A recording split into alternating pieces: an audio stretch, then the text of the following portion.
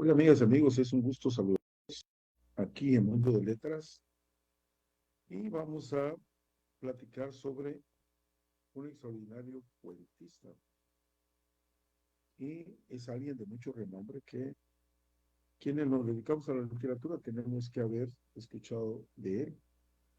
Por supuesto que me refiero a Edgar Allan Poe. Edgar Allan Poe es uno de los escritores que revolucionó la forma de escribir. Poeta, narrador y crítico estadounidense, uno de los mejores cuentistas de todos los tiempos, nacido en Boston, Estados Unidos, y fallecido en Baltimore a los 40 años.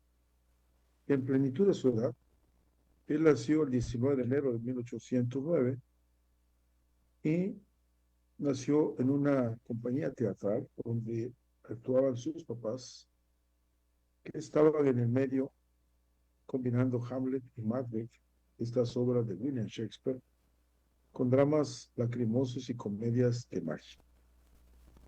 Pero Edgar era tan pequeño cuando sus papás desaparecieron que realmente no va a coincidir muchas de las cosas, siendo él un genio de la literatura. Y entonces podríamos hablar de la genética en relación a que su mamá, Elizabeth Arnold Poe, descendía de ingleses, sus abuelos de actores, y su papá era norteamericano de ascendencia irlandesa. Así que Edgar, con esa característica de ser creativo, fabricó en su juventud mitológica y genealogías de su vida y de dónde venía, y él se presentaba como descendiente del general Benedict Arnold, famoso en las historias de traición. Edgar Allan Poe fue un maestro del género del terror, pero también inaugura lo que es el relato policial y la ciencia ficción, y su trabajo más importante fue revalorizar y revitalizar el cuento, tanto desde sus escritos teóricos como en su praxis literaria, es decir, que era un académico de la literatura y demostró que ese potencial expresivo que tiene el cuento no tenía nada que envidiarle a la novela, porque con solamente esos argumentos era suficiente para que el cuento realmente gustara. Después de perder a sus padres, cuando tenía 2 años de edad, él y su hermana fueron adoptados por unas familias. Ya le tocó ser adoptado por John Allan. Y cuando digo adoptado es, por lo menos en lo real, porque ya en lo legal no lo adoptaron. John Allan era un acaudalado hombre de negocios de Richmond y siempre fue un problema esa relación con su padre adoptivo, ¿no? Y la muerte de su mamá, que se murió tempranamente, la esposa de Allan. Así que de 1815 a 1820 vivió con ellos en el Reino Unido, donde comienza su educación.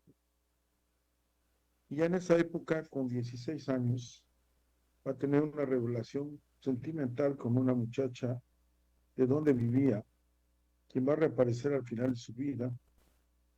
Y en la carta a un amigo, ella describió mucho después a Edgar Allan Poe como un muchacho muy guapo, no muy hablador, de conversación agradable, pero de comportamiento más bien triste.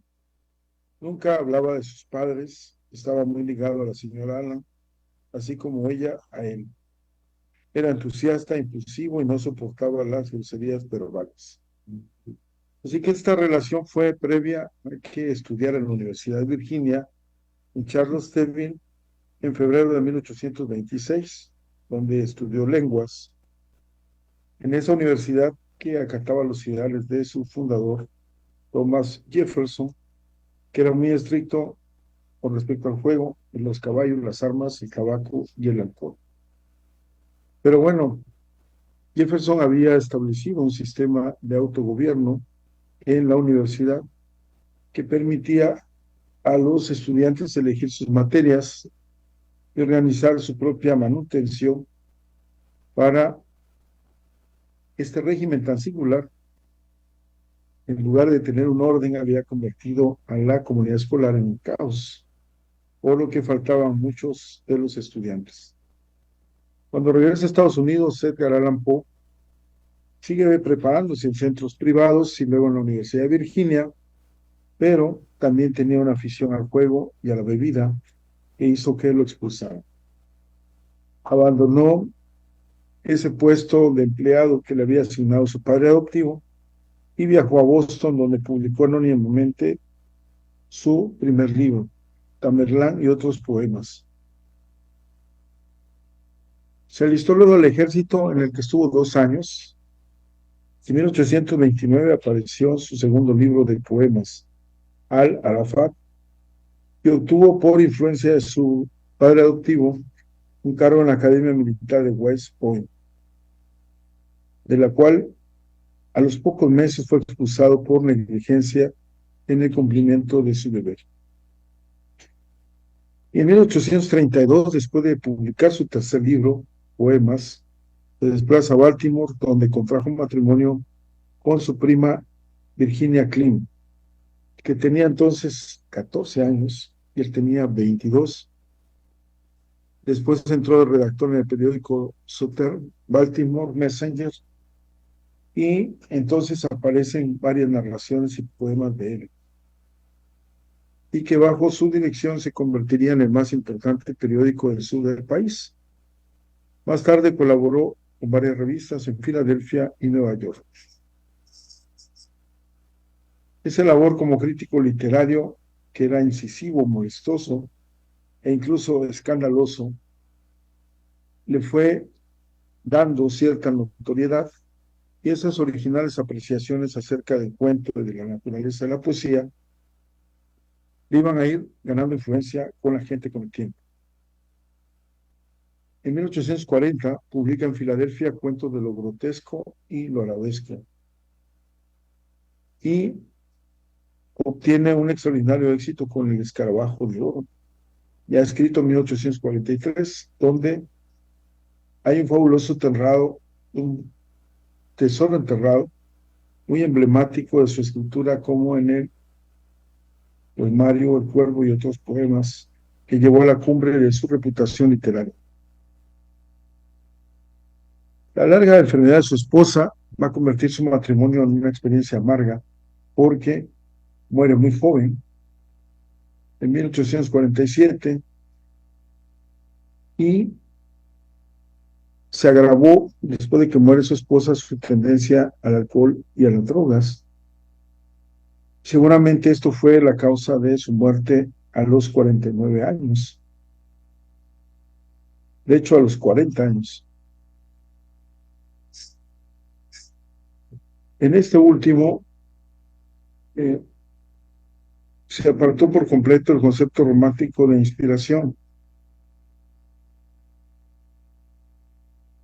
Y esto iba buscando una escritura reflexiva, meditada, consciente de las técnicas expresivas que habían de encauzarse en una sola dirección. Edgar Allan Poe sostuvo que la máxima expresión literaria es la poesía, y a ella dedica sus mayores esfuerzos. Sus poemas no fueron bien recibidos entre la crítica, que los juzgó muy artificiosos, y a partir de los estudios de Mallarmé, los europeos vieron a Poe como un modélico precursor del simbolismo. La apreciación es justa si no se olvidan los motivos románticos que, a pesar de su poema, lastraron todavía sus versos. Y esta moda de byroniana, de Lord Byron, deja su impronta en un libro defensivo. Y este libro, que se publica cuando solamente tiene 18 años, se va a llamar Tamerlán y otros poemas.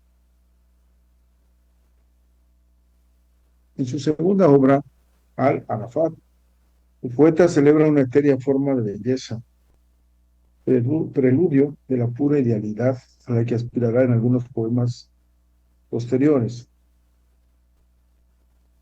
En su segunda obra, decíamos, Al-Arafat, hay una forma de belleza Y en su tercer libro, Poemas, se reunió con algunas revisiones y adiciones a los poemas de los dos primeros volúmenes y añadió 6 nuevas composiciones. En los cuentos policíacos encontró la madurez, una voz auténtica, aunque se pueda discernir en ella el eco de Coleridge. Su vocación de un mundo ideal y visionario quedaba realzada en el ritmo hipnótico de los versos y la fuerza turbadora de las imágenes. Cuando hablamos de su último libro, vamos a ver El Cuervo y otros poemas, que es una expresión de pesimismo, de un anhelo, de una belleza ajena a este mundo. Algunas de las composiciones de Edgar Allan Poe, desgajadas de los poemarios de que forman parte, justamente cerramos algunos detalles y vamos a tener dentro de estas composiciones de Poe, de la que tiene una notable popularidad justamente por el poema El Cuervo, donde su dominio del ritmo y la sonoridad del verso alcanzan el máximo nivel. Veamos sus poemas. Un sueño dentro de otro sueño. Ten un beso en la frente y al alejarme de ti ahora, déjame confesar solo esto. No estás equivocada si piensas que mis días han sido un sueño, que mis días más si la esperanza ha volado, en una noche o en un día, en una visión o en ninguna, ¿acaso se ha ido menos? Cuando parecemos y vemos, solo es un sueño dentro de otro sueño.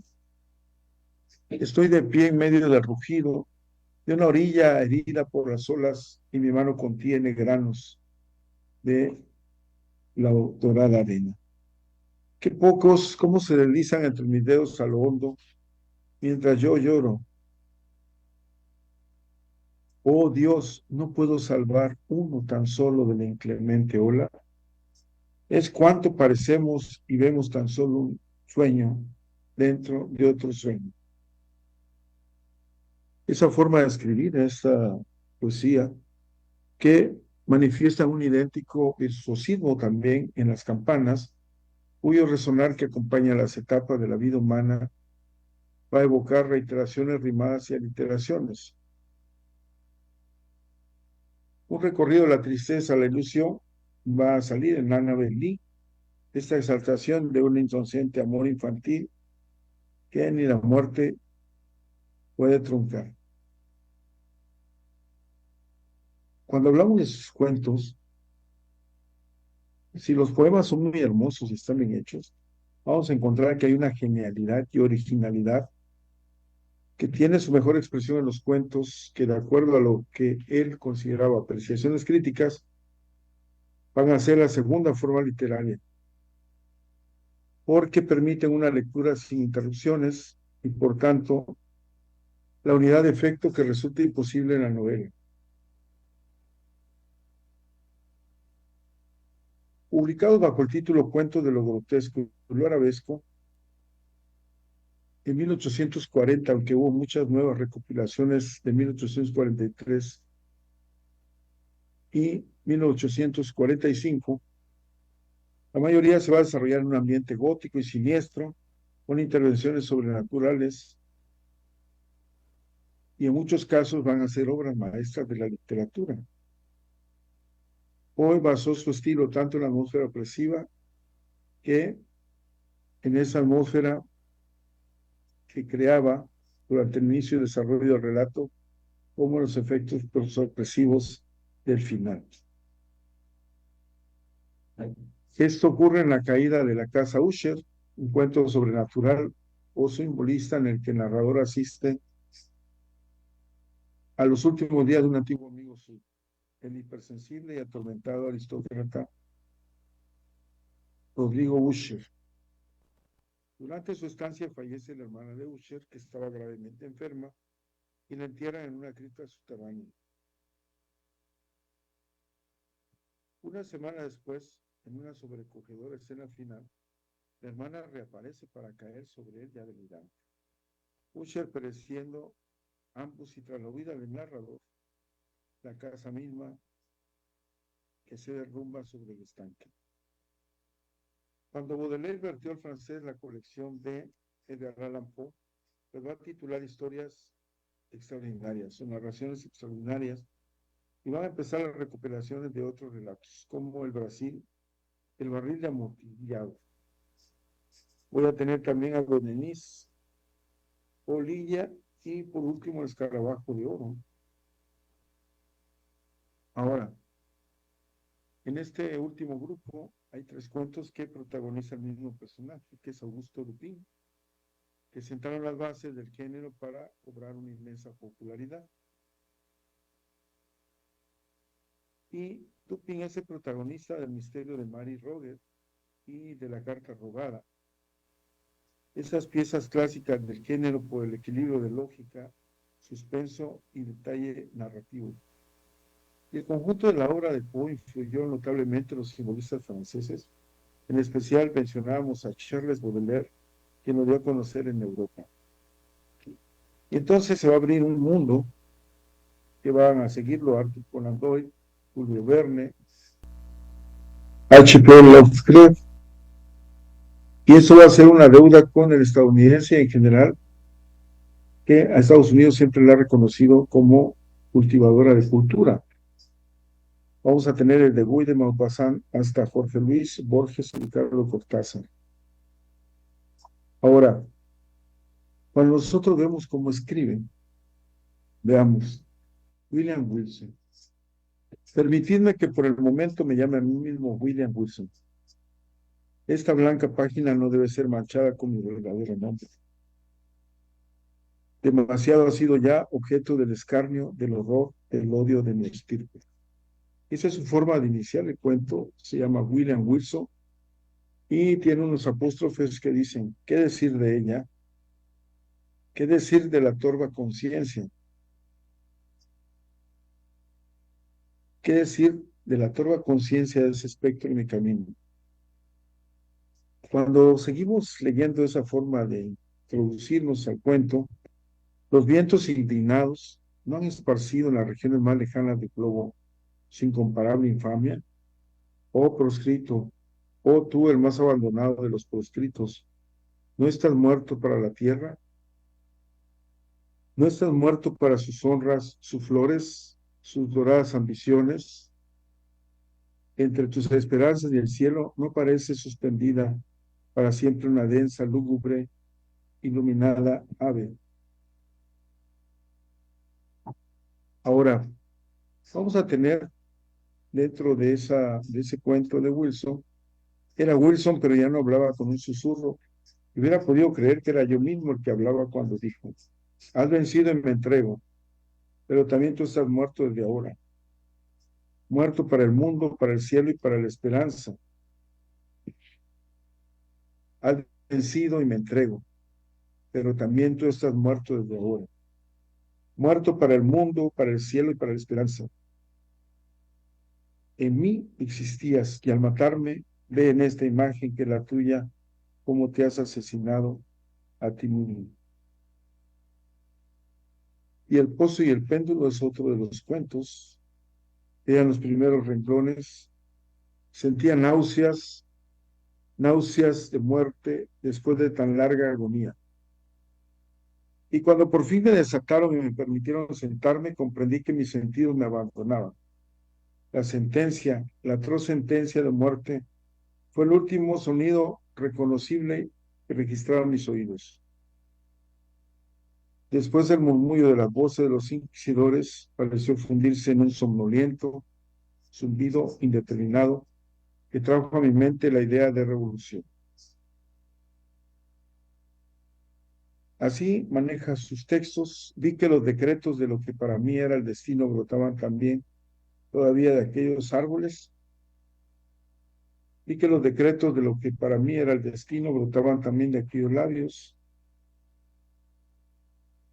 Los vi torcerse mientras pronunciaban una frase letal. Vi formar así, me estreché porque y en aquellos momentos de horror bien hostible y colgaduras, los muros, ¿no? Colgaduras de la estancia. En mi visión recayó en las 7 altas bujías de la mesa.